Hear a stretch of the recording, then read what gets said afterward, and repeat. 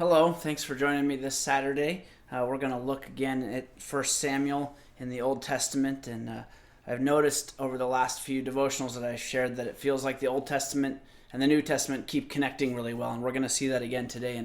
So I think it's just pretty cool how God has planned that, and we've been able to see that as we look at God's Word. And so 1 Samuel 16, 6 through 12, familiar story, but let's go ahead and look at that. When Samuel is going out to Bethlehem to anoint the next king because God has rejected Saul. And so here we are with Jesse and his family.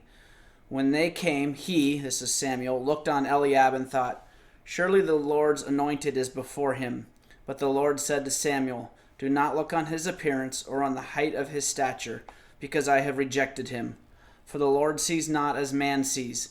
Man looks on the outward appearance, but the Lord looks on the heart." Then Jesse called Abinadab, yeah, that's fun, and made him pass before Samuel. And he said, "Neither has the Lord chosen this one." Then Jesse made Shammah pass by, and he said, "Neither has the Lord chosen this one." And Jesse made 7 of his sons pass before Samuel. And Samuel said to Jesse, "The Lord has not chosen these." Then Samuel said to Jesse, "Are all your sons here?" And he said, "There remains yet the youngest, but behold, he is keeping the sheep."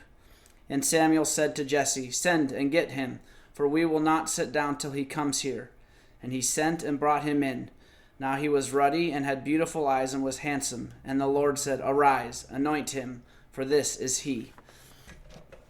And so we see here that Samuel, again, judges by appearance, right? When he chose Saul, Saul was known for his height and for his stature. And so Samuel probably still has that in his mind of how God anointed Saul. And so, in this case, God rejects that. He says, don't pay attention to the height of his stature or his outward appearance. And so eventually goes through all these sons and gets to David, who's not even there. So David is the youngest, or that word youngest could also be translated the smallest.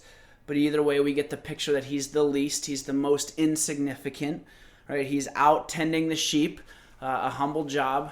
That's what's considered a humble job. He's not even invited to the sacrificial feast. Samuel has showed up and brought Jesse and his sons to the sacrifice and the sacrificial feast. And David doesn't even get invited from his family. He's still got to be out tending the sheep, so he's not even considered to be a part of this.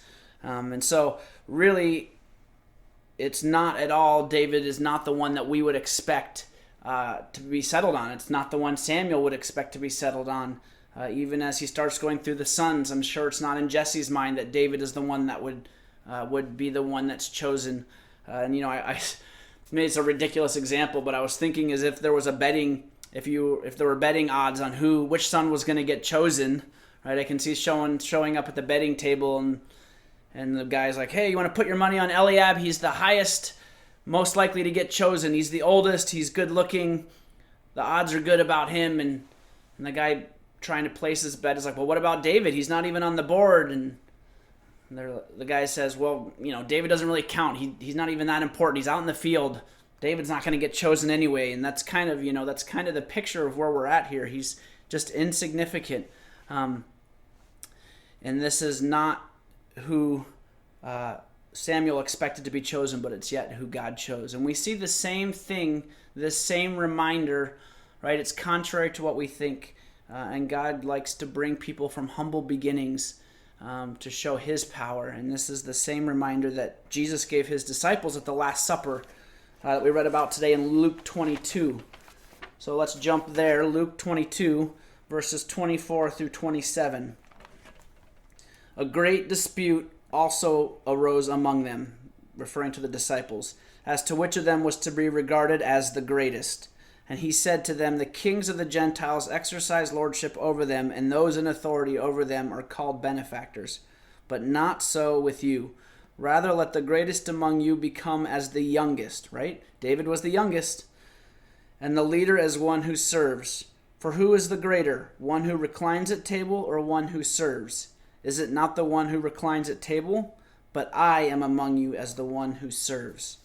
And Jesus here shows that example. He shows that example as the one who came to serve, not as the one who came to lead. Remember, the Jews thought that their Messiah was going to come and lead them against the Romans and against the Roman government and their rule over them. And yet that's not how Jesus came at all. He came as a humble servant. Our thinking that we get so ingrained with is just backwards. And I've realized that it just comes as part of our sin nature from childhood. I see it in my children as they just idolize having money, or they idolize actors and actresses or famous just sports people, or we do the same thing, right? It's just the desire of the people in power, the people in authority, the people who are getting all the recognition. We idolize that, and we desire the same things for our own lives, and that's just backwards compared to what Jesus showed and demonstrated a life with him is like. And he sets that example. All right, he just washed the disciples' feet when they came for the Passover meal. That would have been in your reading from yesterday, the job of a servant. And yet Jesus takes that on and washes the disciples' feet. And I think this too, besides just being built into our sin nature, is just hard. It's hard for us here in affluent America, where we just have, I think we feel like we don't have a lot, but compared to much of the world we do. And we just get comfortable in our surroundings and in having what we need. And we think that we don't have a lot, and so we consider ourselves, we don't consider ourselves as someone who is wealthy or lording it over people. And so I think we get in a safe little comfortable spot in our lives, and yet Jesus steps out of that and what would be out of our comfort zones to serve others and to go out of our way to help others. And I can think of people in my life who've been examples of this. Even now I have 2 youth leaders that while we're just standing around talking with the youth or playing games, or even after youth group is done and there's still kids hanging around, I have 2 youth leaders who are always doing the job, at least in my mind, that I don't want to do, right? They're wiping down the tables, they're getting out the vacuum cleaner, they're cleaning up all the snacks, just kind of the not fun job or the dirty job while I'm still playing or hanging out with kids, and some of the other youth leaders are as well. And of course that's important too. Relationships are important, but I just so value and appreciate that they are doing the behind the scenes job. They're taking on the job that's the least to take care of it and just to get it done. And they always do that every week without me asking, and they have such a servant's heart in that way. And I really appreciate that. And I think in my mind, great is their reward that they willingly choose to step in and just do this weekly and clean up and do that job without being asked. And they just always do it with such a good heart too. And so I'm thankful for that, and that example to me of serving. And so that's the challenge today, is how can you serve others well? And think outside of the box of what our traditional, doing the least job or whatever. What does that look like in our daily lives, in our already comfortable routines? What does it look like to step outside of the norm and to take on that role of a servant and demonstrate that? And I was thinking about that in serving your children well. Those of you who have kids at home, or even if you don't have kids at home, you can still serve your children well. And that doesn't mean that you're giving them the authority, right? Jesus still had the authority, but he served his disciples. He got down and washed their feet.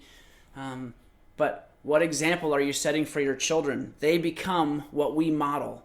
And so if we want them to become like Jesus, we need to model Jesus. And so we need to be willing to serve our children. And what does that look like for you at home? How can you set that example of that attitude of, hey, I'm willing to make your life easier. I'm willing to do this to care for you. How can you serve your spouse well? Maybe taking on the job that neither of you really wants to do, and do it without being asked or having an argument over it, or just willingly go do the job that neither of you wants to do, and just serve your spouse well in that way. How can you serve your neighbors? How can you serve your church family? And this isn't just typical serving of giving of your time to go and teach Sunday school, or to to do those kinds of things, which are good, and that is serving. But right, Jesus is demonstrating the least of these, the job that no one considers, even the disciples who are kind of normal, average everyday people like we might consider ourselves, Jesus still stoops to the level of a servant to wash their feet, which even the disciples wouldn't necessarily consider doing, and yet Jesus washes their feet. And so how can you serve others around you today and demonstrate Jesus to them in their lives? And so that's the challenge, and I hope that you're encouraged, and thank you again for joining me today. So God bless.